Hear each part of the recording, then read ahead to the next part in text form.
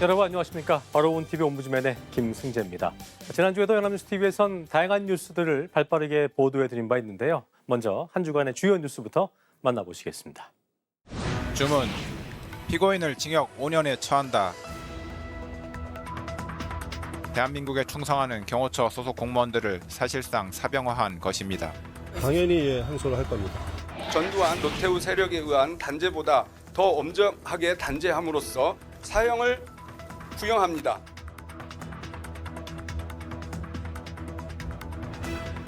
이런 바보가 어떻게 친위 쿠데타를 합니까?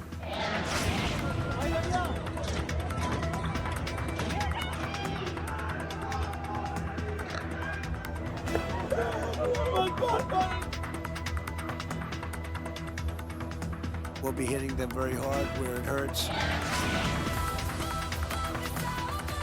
K-pop Demon Hunter! Rooted in Korean culture to resonate with the global. I just want to say this award goes to people who've had their doors closed at them.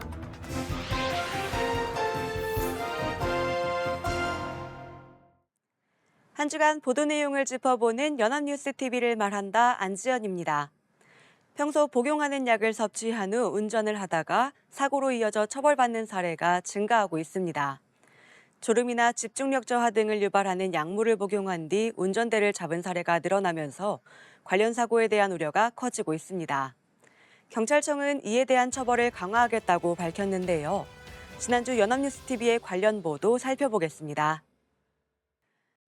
지난해 10월 개그맨 이경규 씨가 공황장애약을 먹고 약물운전 혐의로 벌금형 약식을 선고받았던 사례를 소개했는데요. 치료를 위해 합법적으로 처방받은 약을 복용했더라도 운전 능력이 저하된 상태에서 차를 몰면 처벌 대상이 된다고 전했습니다. 하지만 보도에서는 약물운전을 판단하는 기준은 아직 모호하다고 지적했습니다. 현행 도로교통법에는 혈중 알코올 농도에 따라 처벌이 갈리는 음주운전과 달리 약물운전은 정상적인 운전이 곤란한 상태라는 포괄적 기준에 그칠 뿐 약물의 종류나 복용량에 따라 운전을 제한하는 규정이 들어있지 않다고 설명했습니다. 더욱이 약물운전 사고 건수가 매년 증가하면서 올해 4월부터는 처벌 강화 개정 법안도 시행된다고 덧붙였는데요. 이에 대해 전문가들은 처벌 강화보다 약물 특성을 고려한 기준 마련이 우선되어야 하며 의사와 약사가 약물운전에 영향을 주는 복약 지도도 필요하다고 조언했습니다. 아울러 보도는 고령자와 만성질환자 등 약물 복용이 불가피한 경우가 많은 만큼 이를 고려한 제도 보완의 필요성도 강조했습니다. 이 보도는 약물운전 사고가 늘어나는 상황에서 이를 예방하기 위한 관련 법안 내용을 소개했습니다. 오는 4월부터 약물운전에 대한 처벌이 강화되는 개정 법안이 시행된다고 전했는데요. 이를 둘러싼 사회적 우려가 깊어지고 있다는 점을 시사했습니다. 보도는 현행 도로교통법에서 이를 다루는 기준의 모호함을 지적했는데요. 단순히 처벌 강화에 대한 사실을 전달하는 데 그치지 않고 실제 적용 과정에서 혼란이 발생할 수 있는 가능성을 함께 짚어 제도의 실효성에 대한 문제를 제기했습니다. 또한 평소 약물 복용이 불가피한 고령자와 만성질환자의 경우도 함께 다뤄 우리 사회에서 약물운전에 대한 기준과 처벌 강화에 대한 대응을 함께 고민해야 할 과제임을 드러냈다는 점에서도 의미가 있습니다. 다만 현재 처벌 대상에 포함되는 약물운전의 처벌 수위 등에 대한 설명은 제시되지 않아 아쉽게 느껴집니다. 현재 문제가 된 약물은 무엇인지, 현행 법안에서 이를 처벌하는 정도는 어떠한지와 같은 정보가 함께 제시되었다면 이를 더욱 구체적으로 이해하는 데 도움이 되었을 것으로 보입니다. 주의력 결핍 과잉행동장애, ADHD에 대한 관심이 높아지고 있습니다. 특히 아동기에 많이 나타나 이를 치료하기 위해 치료제를 처방받는 10대 환자 수가 빠르게 늘어나고 있는데요. 지난주 연합뉴스 TV에서는 이에 대한 내용을 다뤘습니다. 보도는 주의력 결핍 과잉행동장애 ADHD 치료제를 처방받은 10대 이하 환자 수 증가에 대해 전했습니다. 보도에 따르면 식품의약안전처는 작년 1월에서 9월 메틸페니데이트를 처방받은 10대 이하 남성과 여성 환자는 2024년 전체 기간보다 각각 6%, 8%가량 많았다고 발표했습니다. ADHD의 주요 치료제인 메틸페니데이트는 의사의 처방을 통해 질환 치료 목적으로 사용돼야 하는 전문 의약품이지만 수험생과 학부모 사이에서 공부 잘하게 해주는 약으로 잘못 알려져 오남용 우려가 커지고 있다고 지적했습니다. 이 보도는 10대 이하의 주의력 결핍 과잉행동장애 치료제 처방 증가에 대한 내용을 전했습니다. 식품의약안전처의 발표를 인용해 증가세를 명확하게 확인할 수 있었습니다. 아울러 수험생과 학부모들에게 공부를 잘하게 해주는 약으로 잘못 알려져 이 치료제 처방 증가 배경을 짐작할 수 있게 했습니다. 이와 함께 오남용에 대한 우려도 함께 짚어 이에 대한 신중한 접근이 필요하다는 점을 전달했습니다. 하지만 보도는 발표 자료에 의존해 현상을 전달해 아쉬움이 남습니다. ADHD의 주요 치료제는 메틸페니데이트인데요. 이는 의료용 마약류로 분류되어 전문의의 엄격한 진단과 처방을 통해 치료 목적으로 사용됩니다. 보도에서 언급했듯이 현재 우리 사회에서는 과도한 입시 경쟁으로 수험생과 학부모들 사이에서 학습에 효과적인 영향을 주는 약으로 잘못 인식되어 오남용 위험이 커지고 있는 상황입니다. 이를 오남용할 경우 유발할 수 있는 구체적인 부작용이나 건강상의 위험성에 대해서는 충분히 다루지 않았는데요. 각별한 주의가 필요함에도 불구하고 오남용의 우려가 있다는 사실을 간략히 언급하는 데 그쳐 아쉽습니다. 이러한 정보가 함께 제시됐다면 ADHD 치료제 처방 증가와 관련된 현상을 보다 입체적으로 바라볼 수 있었을 것입니다. 지난해 공개된 애니메이션 K-팝 데몬 헌터스는 K-팝은 물론 K-컬처를 새로운 방식으로 풀어내며 글로벌 시장에서 주목을 받았는데요. 제83회 골든글로브 시상식에서 다시 새로운 역사를 썼습니다. 지난주 연합뉴스TV의 관련 보도 살펴보겠습니다. 보도는 애니메이션 K-팝 데몬 헌터스가 제83회 골든글로브 시상식에서 수상한 내용을 전했습니다. 이른바 캐데어는 최우수 애니메이션상과 주제가상을 차지하는 등 한국 관련 애니메이션이 이 시상식에서 수상한 건 이번이 처음이라고 설명했습니다. 이 애니메이션은 한국 전통문화와 K-팝을 결합해 이야기를 그려나갔는데요. 이미 5억 회 시청 기록을 넘어서며 넷플릭스 역사상 영화와 드라마, 쇼 부분을 통틀어 최고 기록을 세웠다고 보도는 전했습니다. 또한 OST 골드는 미국 빌보드와 영국 싱글 차트 등 세계 양대 음악 차트에서 정상을 차지한 것은 물론 지금까지 장기 흥행을 이어가고 있다고 설명했습니다. 아울러 앞서 열린 크리틱스 초이스 시상식에서 2관왕을 차지한 데 이어 골든글로브에서도 수상 기록을 추가하면서 캐데어는 작품성과 인기를 다시 증명하게 됐다고 전했는데요. 연이은 수상 소식으로 오스카 시상식 수상에도 기대감이 커지고 있다고 덧붙였습니다. 이 보도는 애니메이션 K-팝 데몬 헌터스가 골든글로브 시상식에서 최우수 애니메이션상과 주제가상을 수상하며 2관왕에 오른 소식을 전했습니다. 해외 주요 시상식에서의 성과를 통해 작품의 완성도와 음악적 성과가 함께 인정받았다는 점을 잘 드러냈습니다. 다만 보도는 수상 결과에 초점을 맞춰 어떤 맥락에서 이러한 성과가 나타난 것인지에 대한 설명은 다소 부족했습니다. 지난해에는 캐데언의 인기를 바탕으로 K컬처의 높아진 위상 등을 다룬 보도들이 전해지기도 했는데요. 이 보도에서는 이러한 성과가 지닌 의미나 해석보다는 수상 사실 자체를 전달하는 데 초점을 맞춘 모습을 보였습니다. 이 작품이 글로벌 문화와 산업에 어떤 의미를 지니는지, 또 이번 수상이 K컬처와 콘텐츠 산업 전반에 어떤 의미나 가능성을 제공하는지 등을 함께 제시했다면 이번 성과가 지닌 함의까지 전달할 수 있었을 것입니다. 아울러 이 작품의 성과를 계기로 앞으로 남은 과제까지 함께 짚어봤다면 보다 깊이 있는 보도가 되었을 것입니다. 내란 우두머리 혐의로 기소된 윤석열 전 대통령에게 법정 최고형인 사형이 구형됐습니다. 1심 선고기일은 다음 달 19일로 잡혔는데요. 지난주 연합뉴스TV에서는 전문가와 함께 관련 내용 짚어봤습니다. 보도는 전문가와 함께 특검 사형 구형의 의미와 앞으로 선고까지 남은 쟁점을 짚어봤습니다. 특검이 사형을 구형한 것에 대해 전문가는 두 가지 핵심 논리를 전달했습니다.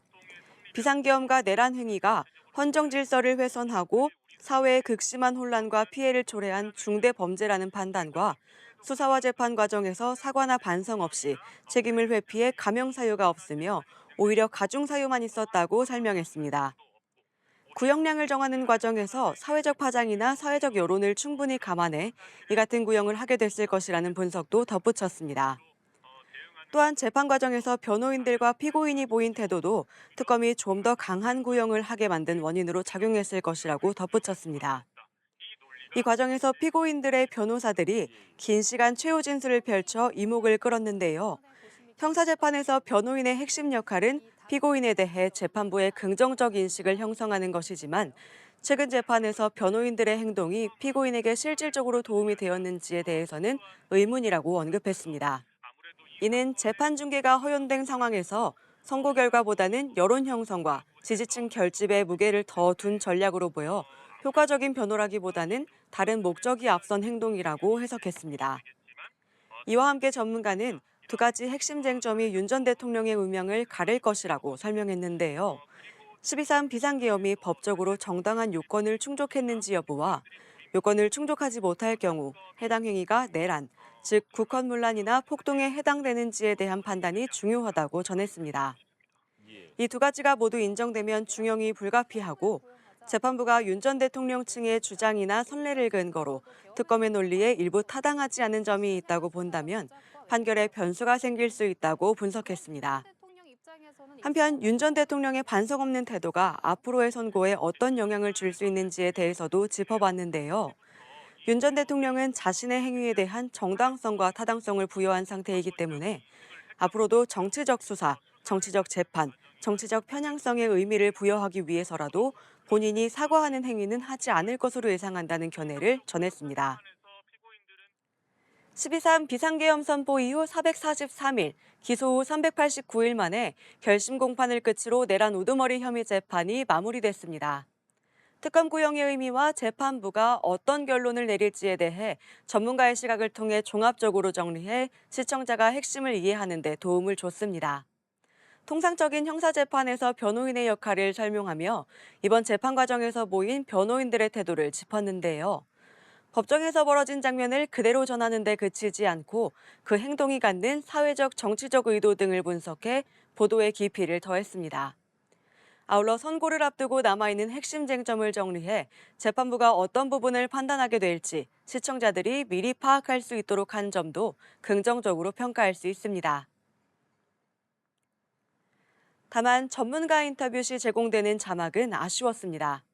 일반적으로 전문가가 언급하는 핵심적인 내용을 자막으로 제공해 내용을 쉽게 파악할 수 있도록 돕는 것과 달리 이번 보도에서는 특검의 사형 구형 판단의 요소 등을 중심으로 자막이 제시되었는데요. 전문가의 실제 발언과 자막 내용이 어긋나면서 인터뷰의 핵심이 다소 흐려지는 인상을 줘 시청자의 이해를 다소 방해할 수 있다는 아쉬움이 남습니다. 앞으로는 시청자들의 이해를 돕기 위해 전문가 발언의 요지를 중심으로 자막을 구성해 주길 바랍니다.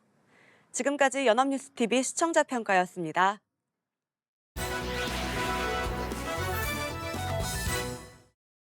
네, 이번 시간은 주말에 방영되는 제작 프로그램을 대학생의 시선으로 분석 및 평가해보는 시간이죠. 캠퍼스 TV 리포트입니다. 이번 주에는 인천대학교 이찬희 학생과 함께하겠습니다. 어서 오십시오. 안녕하세요. 네, 찬희 학생 지난주 어떤 프로그램 모니터링했습니까? 네, 저는 매주 일요일에 방송되는 연합뉴스 TV 스페셜을 모니터링했습니다. 이번 방송에서는 최근 우리나라의 합계 출산율이 0.8명으로 미세하게 상승한 것에 대해 현장에서 체감되는 출산율의 변화를 직접 취재했는데요. 늘어난 아이 울음소리가 과연 출산율 반등의 진짜 신호일까요? 자세한 내용 화면으로 함께 만나보시죠. 출생아 수는 이 기간 방송은 현재 전 세계적으로 문제가 되고 있는 저출산에 대해서 언급하며 시작합니다. 사망자가 출생아보다 더 많아지는 현상이 지속되고 있고 이대로라면 우리나라는 2040년에 인구 5천만 명 선이 붕괴될 것이라는 예측도 나오고 있습니다. 하지만 최근 아주 미세한 변화가 포착됐습니다. 여성 한 명이 평생 낳을 것으로 예상되는 평균 출생아 수인 합계 출산율이 반등 움직임을 보인 건데요. 이런 합계 출산율의 변화가 의미하는 것은 무엇이고 저출산 시대의 해답은 어디에 있는지 알아보겠습니다.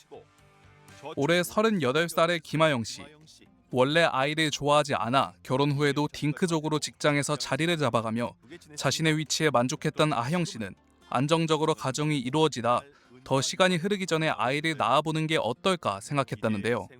하지만 현실적인 고민이 김하영 씨에게는 컸습니다. 출산 후에도 일을 지속할 수 있을까에 대한 걱정과 주변 도움 없이 육아를 잘 할 수 있을지의 걱정이 컸다고 말합니다. 실제 20대에서 40대를 상대로 한 설문조사에서도 아이 양육 및 교육 부담이 24.4%, 경제적 불안이 22.3%로 출산을 망설이게 되는 큰 이유로 꼽혔습니다. 한국의 합계 출산율은 2023년 기준 0.72명으로 OECD 평균의 절반도 미치지 못했습니다. 하지만 최근 미세한 변화가 생겼습니다. 2023년 0.72명까지 떨어진 합계 출산율이 2025년에는 0.8명으로 반등한 것에 이어서 2026년까지 상승세가 이어질 것이라는 전망이 나온 겁니다. 아이 하나 낳아 기르기 힘든 사회가 된 지금 이렇게 출산율이 조금씩 늘어나기 시작한 이유는 무엇일까요? 2022년 19만 1,690건이었던 혼인 건수가 2024년에는 22만 2,412건으로 2년 연속 증가했는데요. 전문가는 코로나19 시기에 미뤘던 혼인이 재개됐고 청년들의 전체 연령에서도 혼인율이 증가했다고 말합니다. 쌍둥이 부모인 채은 씨와 상윤 씨는 육아휴직 중인데요. 두 부부가 같이 육아휴직을 사용하니 집안일과 육아 등 역할을 나누며 서로 합을 맞춰가고 있다고 합니다. 고용노동부에 따르면 2024년 육아휴직자는 13만 2,535명입니다. 그중 육아휴직을 쓴 남성은 4만 1,829명으로 현재 육아휴직자의 31.6%를 차지했습니다. 제도 시행 이래 남성 휴직자 수가 처음으로 30%를 돌파한 겁니다. 하지만 남성 육아휴직자는 여전히 여성의 절반 이하 수준입니다. 상윤 씨도 육아휴직을 결정하기까지 높은 심리적 장벽이 있었다고 하는데요. 왜냐하면 제가 빠지면은 이 일에 대한 공백은 이제 자연스럽게 동료들한테 넘어가게 되니까 이런 것들이 뭔가 제도적으로 정말 착착 들어맞지 않으면은 남자 입장에서는 되게 쉽지가 않을 것 같더라고 육아휴직을 쓰는 게. 저출산 시대의 육아의 부담을 덜어주기 위해 공동 육아를 하는 곳이 있습니다. 바로 경기도 남양주시의 육아종합센터. 이곳은 지자체가 직접 나서 공동 육아 문화를 만들어냈습니다. 먼저 바쁜 부모를 위해 시간제 보육 서비스를 제공하고 있습니다. 시간제 보육은 가정에서 아이를 양육하는 부모들이 일시적으로 아이를 맡길 수 있는 보육 서비스입니다. 한 달 60시간 이내로 시간당 2,000원의 저렴한 비용으로 이용할 수 있습니다. 또 장난감 대여 서비스도 있는데요. 연령별 발달에 도움되는 장난감과 육아용품을 쉽게 대여할 수 있다고 합니다. 아이들의 웃음소리가 가득한 대한민국을 모두가 함께 만들어가야 할 때임을 강조하며 방송은 마무리됩니다. 네, 모니터링한 내용 잘 봤습니다. 찬희 학생 이번 연합뉴스 TV 스페셜 보면서 어떤 점이 가장 와닿았습니까?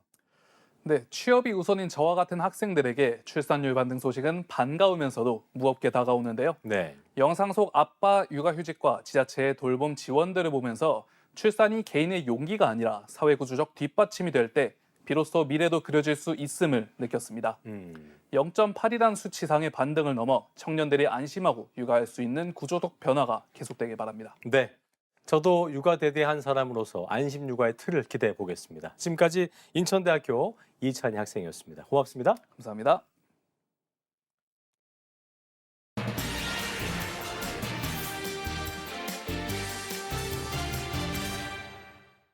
예, 최근 돈노주의라는 신조어가 급부상을 하고 있습니다. 돈노주의는 고립주의에 가까운 대외 정책인 먼로주의의 트럼프의 도널드를 결합한 단어인데요.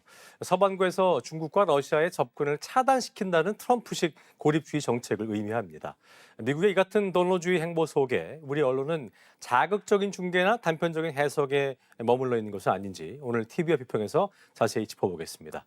도움 말씀에 동아방송예술대학교 정원희 교수와 함께하겠습니다. 어서 오십시오. 안녕하십니까. 네.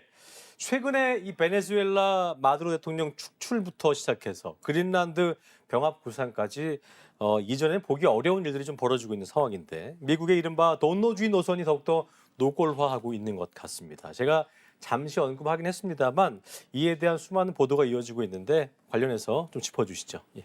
네.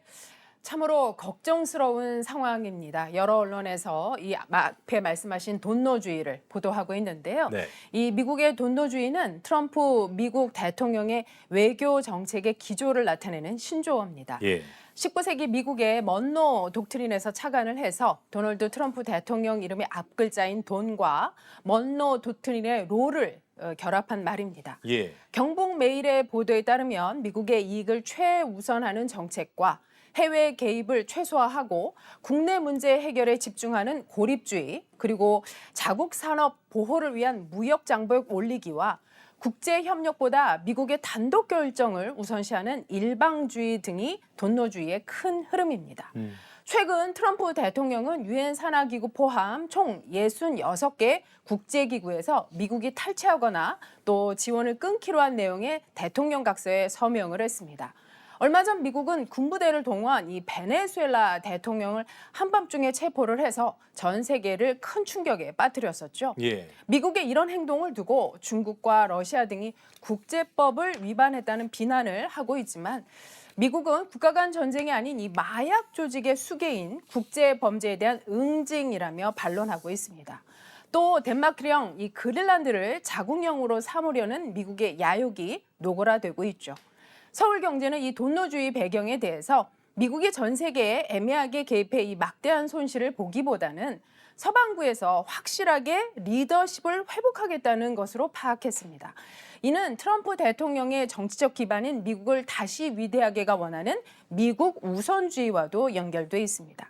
아울러 워싱턴 DC 외교가에서는 뉴욕 부동산업자 출신인 트럼프 대통령이 영역 구분하는 이 마피아적 성향을 드러낸 것이라는 해석도 하고 있습니다.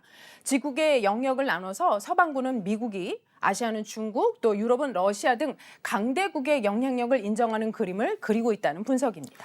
자, 이 같은 트럼프식 돈노주의 행보 때문에 미국과 대립각을 세우고 있는 북한도 그렇고요. 중국, 러시아부터 다음 타겟으로 지목된 지역이죠. 남미 지역, 또 전통의 우방이기도 한 유럽까지 그야말로 당혹감을 감추지 못하는 모습인 것 같은데 국제사회의 반응에 대해서 언론은 어떻게 좀 보도를 하고 있습니까? 네, 이 베네수엘라 사태 이후 국제사회는 미국의 다음 타겟이 어느 국가가 될지 우려 속에 주시하는 분위기입니다. 예. 연합뉴스의 보도에 따르면 마두로 축출에 성공한 트럼프 대통령이 다른 중남미 국가들과 이란 등에 대해서도 발언의 수위를 높이며 군사 조치를 거론을 하자 이들 국가에선 안보 위기 의식이 팽배해진 상태입니다. 트럼프 대통령은 현지 시간으로 지난 4일 이 콜롬비아를 상대로 군사 작전을 단행할 가능성을 언급했습니다. 멕시코에 대해서는 마약이 멕시코를 통해 쏟아지고 있다며 우리가 무엇인가를 해야 한다고 말했고요. 뉴욕타임스는 트럼프 행정부의 이 같은 압박으로 인해서 중남미 여러 국가가 긴장감을 감추지 못하고 있다고 전했습니다. 이번 베네수엘라 공격과 마두로 축출이 이 중남미 국가들에게 미국의 오랜 개입의 역사를 떠올리게 했을 것이라고 지적합니다. 반정부 시위가 격화하고 있는 이란과 관련해서는 그들이 과거처럼 사람들을 살해하기 시작한다면 미국으로부터 아주 큰 타격을 받을 것이라고 했습니다. MBC 보도에 따르면 트럼프 대통령은 신고립주의를 내세우더니 이란 상황에 대해서는 군사 개입을 할 수 있다고 발언했습니다. 미국의 요구를 이란이 받아들이면 이란의 지원을 받는 헤즈볼라, 또 하마스, 후티 등 중동 지역 반미 세력의 힘도 빠집니다. 또 이란과의 밀접한 관계를 통해 중동에서 영향력을 유지해온 중국과 러시아를 견제할 수도 있습니다. 트럼프의 군사 개입 발언 이후 중국 외교부는 미국의 내정 간섭이나 무력에 반대한다는 입장을 내놨고 이란 외무부는 전쟁에도 대화에도 또 준비돼 있다라고 밝혔습니다. 한편 유럽 국가들이 우크라이나 전쟁에서 미국의 도움이 필요해 최근의 사태를 두고 트럼프 대통령을 제대로 비판하지 못하고 있다고 뉴욕타임스가 지난 7일 분석했습니다. 그랬군요. 자, 이 같은 미국의 행보에 대해서 이해관계에 놓인 여러 나라들이 예의주시를 하고 있는 상황이고 네. 동맹인 우리도 그럴 수밖에 없는 상황인데 일단은 우리 정부 입장에선 입장 표명은 자제하는 분위기고 정치권에서는 이 베네수엘라 사태를 놓고 때 아닌 정쟁이 벌어지기도 했잖아요. 맞습니다. 국내 정치권 또 언론은 어떻게 좀 분석을 하고 있습니까? 네. 서울경제 보도에 따르면 이 정치권은 지난 4일 베네수엘라 사태와 관련해 엇갈린 반응을 내놨습니다. 이날 정치권에 따르면 조영술 국민의힘 대변인은 베네수엘라의 몰락은 결코 남의 나라 얘기가 아니라면서 과도한 돈풀기와 권력의 독주, 야권 탄압과 언론 압박이 일상화된다면 대한민국 역시 같은 길로 접어들 수 있다며 대한민국은 같은 길로 가서는 안 된다고 강조했습니다. 백승하 민주당 원내 대변인은 이에 대해서 국민의힘이 사태를 이용해 정치 공세를 펼치는 것은 국가적 위기 대응의 기본조차 망각한 무책임한 행위라고 언급을 했습니다. 이재명 정부는 해외 정세의 변화 속에서도 재외 국민 보호를 최우선 원칙으로 삼아 외교 영사 채널을 통해 상황을 면밀히 점검해가며 필요한 대응을 이어가고 있다고 강조했습니다.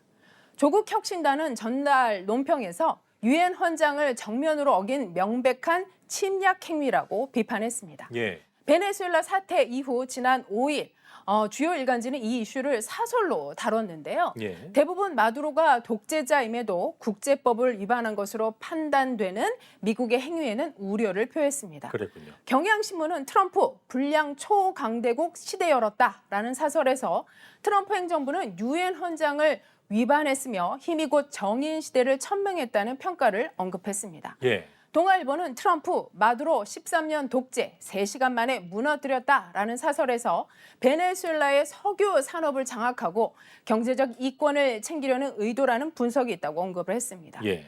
중앙일보는 마두로 한밤 축출, 거친 돈노주의가 왔다라는 사설에서 트럼프 대통령이 이 지지율 하향세를 겪고 있어 정치적 수세 국면 타개를 노렸을 수 있다고 언급을 했습니다. 예. 한겨레는 미국 마두로 체포 압송, 불법적 침략 범죄 규탄한다라는 사설에서 다른 지역에서도 유사한 침략 행위를 부추길 수 있다는 점에서 불길한 선례가 될 수 있다고 언급을 했습니다. 그랬군요. 자, 전 세계 파수꾼을 자처하던 미국의 이 같은 어떤 거침없는 행보를 놓고 신제국주의가 부활하는 게 아니냐. 물론 언론마다 온도가 다르긴 합니다만 이런 우려도 나오고 있는 상황인데 각국이 어쨌든 외교 전략을 잘 수립해야 될 때인 건 분명해 보입니다. 맞습니다. 언론은 어떻게 좀 분석을 하고 있습니까? 이에 대해서? 네, 매일경제부터 보겠습니다. 트럼프 미국 대통령이 현지 시간으로 지난 7일 내년 국방 예산을 당초 예정보다 1.5배 많은 1조 5천억 달러로 증액했다고 밝힌 것은 중국, 러시아에 대한 압도적 화력을 유지하겠다는 의지가 반영된 것으로 풀이됩니다. 예. ABC와 CNN에 따르면 트럼프 행정부는 로드리게스 베네수엘라 임시 대통령과의 협상에서 베네수엘라가 중국, 이란, 러시아, 쿠바와의 경제 협력을 중단해야 한다고 요구했습니다. 요구가 관철될 경우 이 베네수엘라산 원유의 최대 수입국이었던 중국에는 부담이 불가피할 전망입니다. 미국과 러시아 간 긴장감도 고조되고 있습니다. 미국이 이 베네수엘라와 연계된 러시아 국적 유조선을 아이슬란드와 영국 사이 북대서양에서 납포했기 때문입니다. 러시아는 이 미국의 선박 납포에 곧바로 반발했습니다. 예. 그런가 하면 앞서 말씀드렸듯이 이 트럼프 행정부는 총 66개 국제기구에서 탈퇴한다고 선언을 했죠. 이러한 긴장감 높은 국제 정세 속에서 우리의 외교가 매우 중요할 텐데요. 예. 서구 언론들은 복잡한 국제 정세 속에서 이재명 대통령의 실용 외교 행보에 주목을 했습니다. 네. 뉴시스의 보도에 따르면 이 대통령이 지난 8일 정부의 외교 정책 기조와 관련해 영원한 적도, 영원한 우방도 또 영원한 규칙도 없는 냉혹한 국제 질서 속에서 대한민국 운명은 우리 손으로 직접 개척하는 국익 중심 실용 외교에 달려있다고 밝혔습니다. 예. 청와대는 이날 이 대통령의 국빈 방중에 대한 외신 보도를 언급을 하면서 이재명 정부의 외교는 진영이 아닌 국익 중심 외교라는 걸 국제사회가 인정했다고 밝혔습니다. 그랬군요. 이러한 기조가 미국과의 관계에서 어떻게 실현될지 지켜봐야겠습니다. 알겠습니다. 지금 교수님께서 쭉 소개해 주신 대로 미국의 거침없는 돈노주의 행보에 많은 분석과 보도들이 쏟아져 나오고 있는 상황인데 그만큼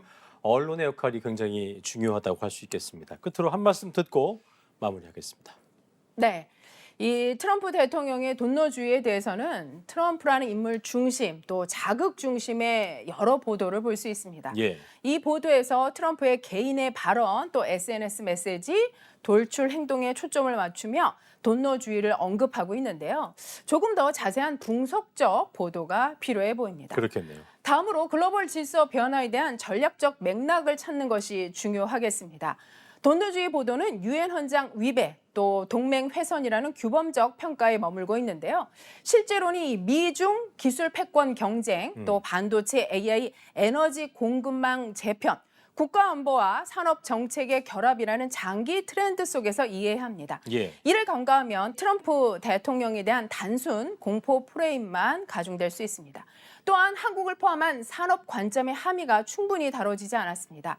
앞으로는 인물 비평을 넘어서 외교 전략부터 산업에 미치는 장기적 영향을 연결하는 방향으로 보도가 이루어지면 좋을 것입니다. 알겠습니다. 언론이 기억해야 할 내용까지 잘 들어봤습니다. 지금까지 동아방송예술대학교 정원희 교수와 함께했습니다. 오늘 말씀 고맙습니다. 고맙습니다. 네, 저희 옴부즈맨 제작진은 여러분의 소중한 의견들을 기다리고 있습니다. 방송을 보시고 느낀 소감을 연합뉴스 TV 홈페이지 내 시청자 게시판이나 SNS로 보내주시면 됩니다. 저희는 다음 주 이 시간 다시 인사드리죠. 여러분 고맙습니다.